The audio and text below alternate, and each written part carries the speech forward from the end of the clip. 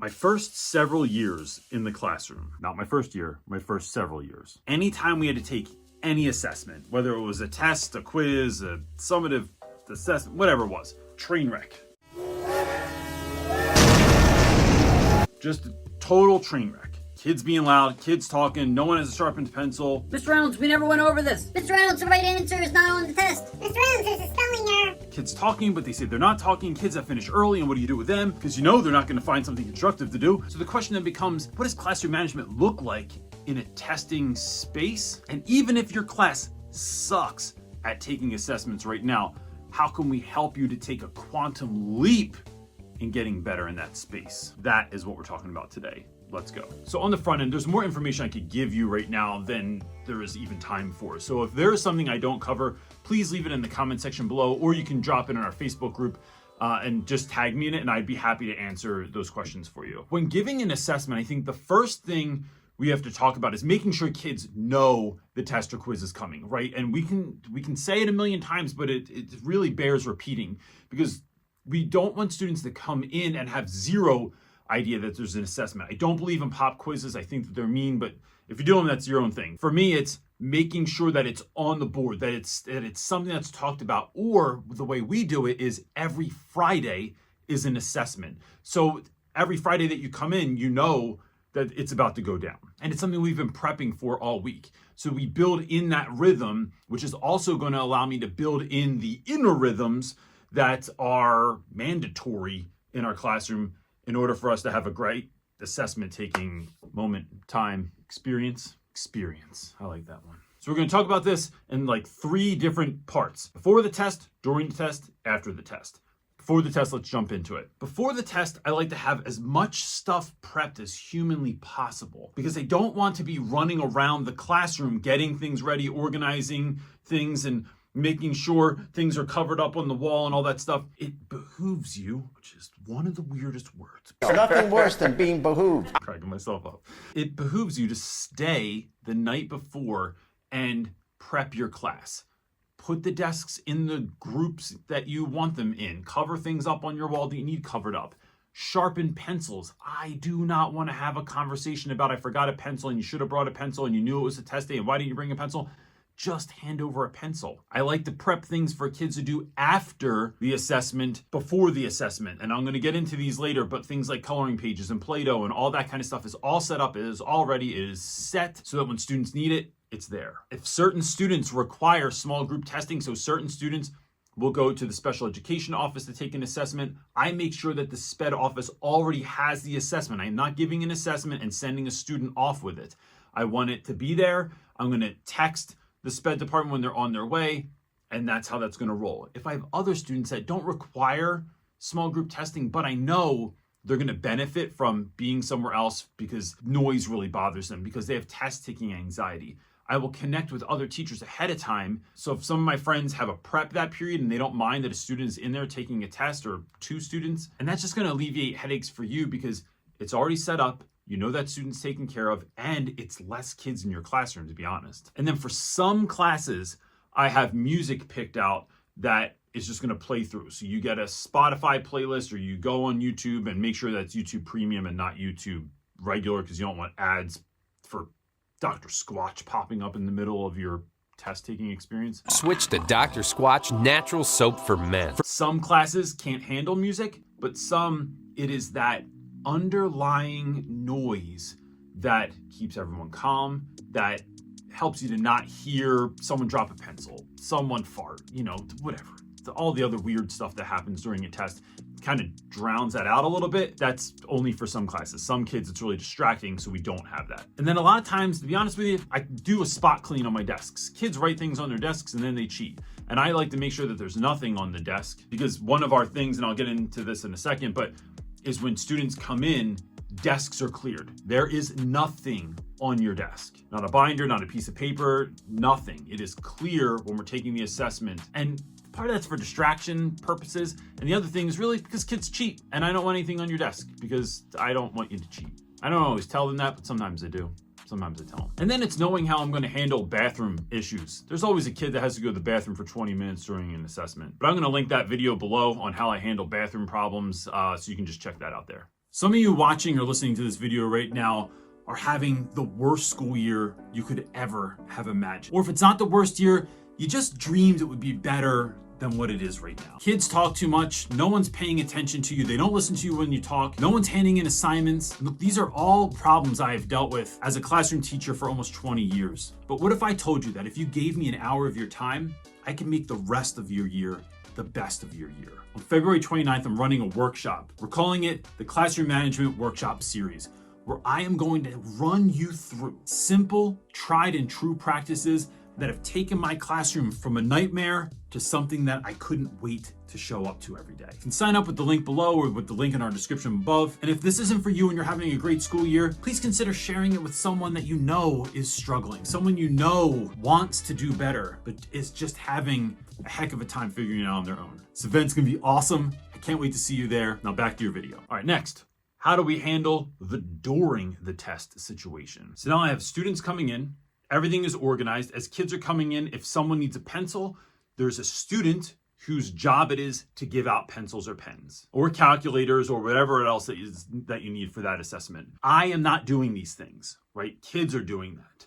I have a reminder on the board that reminds kids to make sure your desk is clear. And as kids are coming in, I'm not answering any questions. I will address every single question that is conceivable and that is needed to be answered before the test, but not right now. So you're sitting in your seat, making sure that's cleared off and making sure that you have all your supplies that you need. Once class starts, I get everyone's attention. I let them know that I only need 30 to 60 seconds to give them the directions, and then I'll answer any questions that they have. But the first thing I want to tell them is, why are we taking an assessment? Like, kids need to know, why are we taking this test or quiz? I want my students to know that mastery is the goal of our class. That if we are going over characterization, if we are going over whatever your subject matter is, mastery is the goal. Everything else is set, is created. All the fun, all the engagement, all the good times, all the laughter is all to help you master the subject matter. And how do we know if we mastered the subject matter? I have to check in for understanding. So tests and quizzes are merely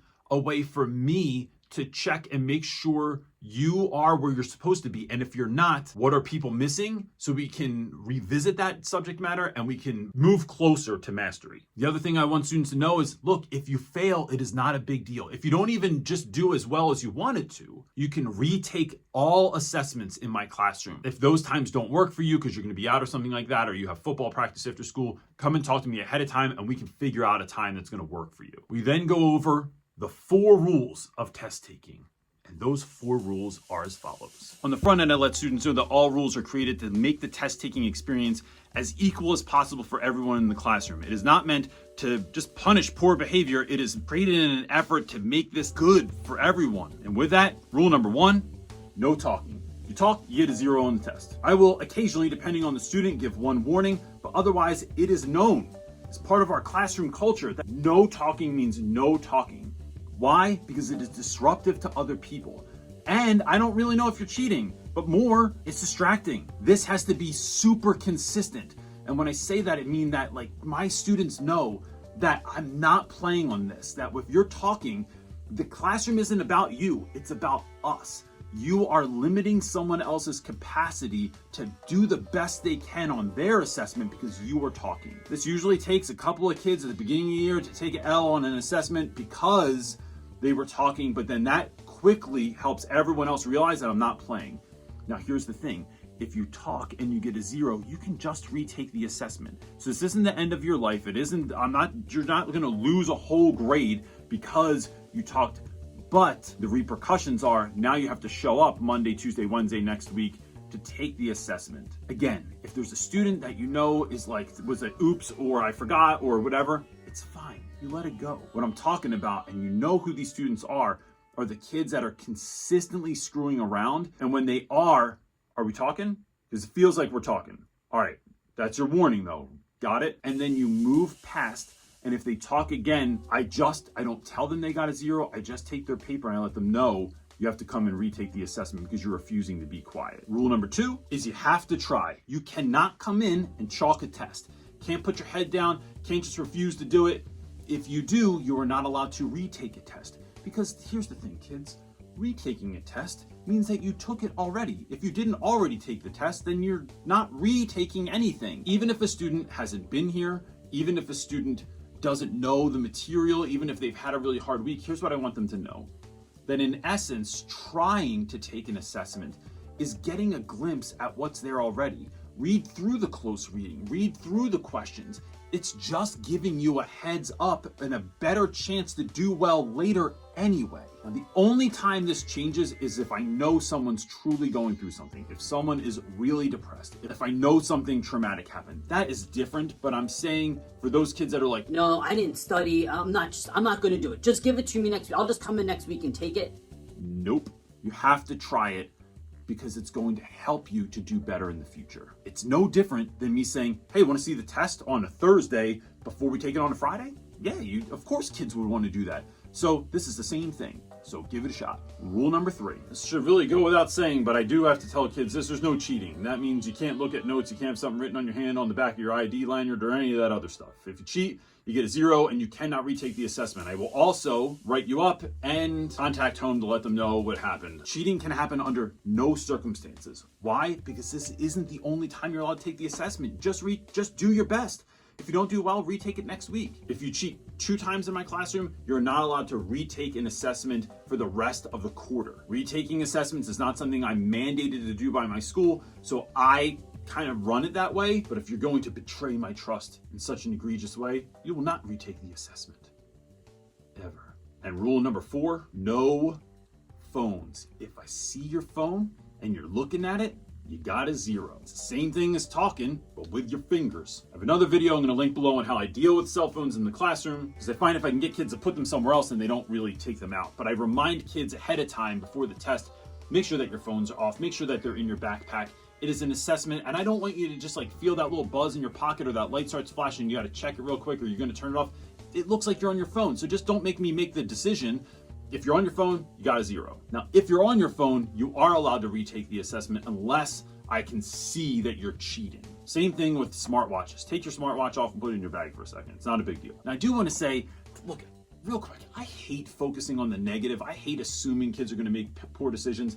These are just up there as a reminder. I'm not saying this as some sort of like authoritarian and like, if you talk, you're going to take a 0, brother. It's more like a reminder. Hey, look, kids do these things. I know we're not going to do them, but just as a reminder, this is the situation. And if you do one of these things, this is how it's going to play out. Now, an important topic that I don't ever hear anyone talk about is, what am I doing while kids are taking an assessment? So during a test, I want to tell you what I do, and then I want to tell you what I absolutely don't do. What I am doing is sometimes moving around the classroom. I try to be really, really quiet. I'm making sure that kids are awake. I'm making sure that kids look like they understand stuff. I'm making sure that kids aren't just dazing out the window.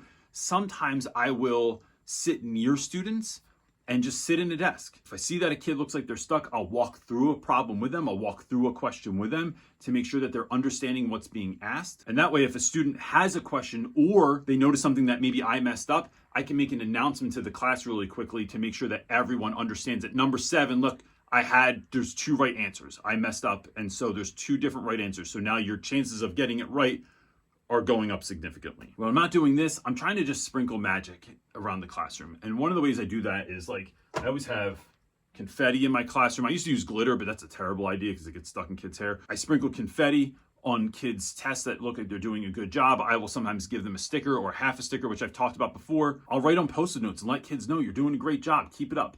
Something that is just taking down test-taking anxiety. And I find that most teachers walk around trying to catch kids instead of simply trying to share a bit of joy and help them to realize that like you can do this and it's okay and I'm here to support you if you need it. Now, the things that I'm not doing when kids are taking a test, I'm not on my phone, I'm not on my laptop, I'm not talking to someone, I'm not in the hallway talking to someone and creating noise and being a distraction. I'm not grading stuff. I'm like a lifeguard. I'm like the test lifeguard.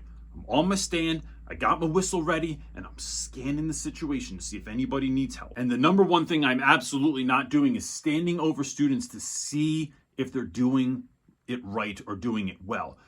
Checking to make sure that kids are moving along is different, but I want kids to know that I'm never looking to see if you're getting right answers. Nothing else makes you more anxious than someone standing over you to see if you're about to screw up. So I let kids know I'm never looking at your answers. I'm looking to see, like, are you on number 4 or number 22? Because we got 3 minutes left in class, so I'm just checking because I'm looking out for you. Now, before we jump into the also important what do I do with kids after they're done taking the assessment, I want to address how I answer these 2 frequently asked questions from students. The 3 questions that I get most from students while taking an assessment are: 1, Mr. Reynolds, we didn't go over this. to which I let them know, do your best, take your shot, and then write a note on there to me that you think that we did not go over this. Sometimes you're right, I was wrong, I'll take a look at it. If we indeed did go over it, you can retake the assessment and try and do better the next time. Second question, Mr. Reynolds, we did go over this, but you did not put the right answer. I think the answer is something else. and simply write in your answer.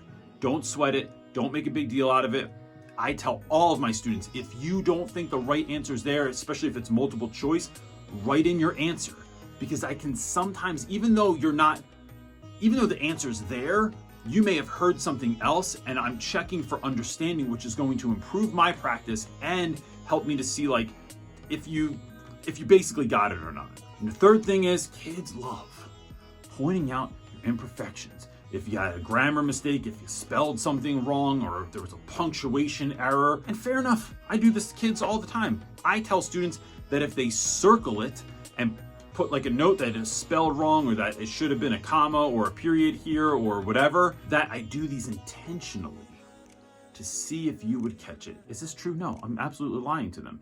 But I want to see if they can catch it, and if they do catch it, then I give them a half point on their assessment for catching my mistakes. Next, I want to talk about what do we do when kids are done. So most of my classes have typically between 25 and 30 students in it. Because that is too many students in my classroom for kids to get up and move around when they're done taking an assessment, the rule is when you are done, simply raise your hand and I will come get your paper. If I'm not getting it, I have a student that I trust that I am going to have get the paper. This is why, in fact, I have invented the hand on a stick. I get the hand on a stick, I reach it around the classroom so I can collect papers easier. It also makes collecting tests kind of funny. I will, on very few occasions, let a child use the hand on the stick. They usually start karate chopping people or touching their heads or something, so it's not something that I do very often. Next, just as in taking the test, as long as there are tests out on desks, you cannot talk. If you do, I treat it just like if you had a test on your desk. Why? Because we are a community in here. Again, this classroom isn't about you, it's about us. And how are we looking out for our fellow community members than by helping them by being quiet while they're still finishing the assessment. But now you need something to do. So if you have a handful of kids, some of the stuff I do is, look, coloring pages, no matter how old kids are. You give a kid some crayons or some color pencils or some markers and a coloring page. Sometimes I print these out so that I know that it's stuff that I heard kids talking about before. So maybe it's Dragon Ball Z, maybe it's old school Team Umizoomi, maybe it's Transformers or Bluey or whatever it is. You're finding things that fit your students, you're printing them out ahead of time, and then you're giving them to color. You can also get coloring books really cheap at the dollar store, and those go a really long way as well. But this will help keep students quiet, and it gives them a break, right? The reward for a job well done shouldn't be more work.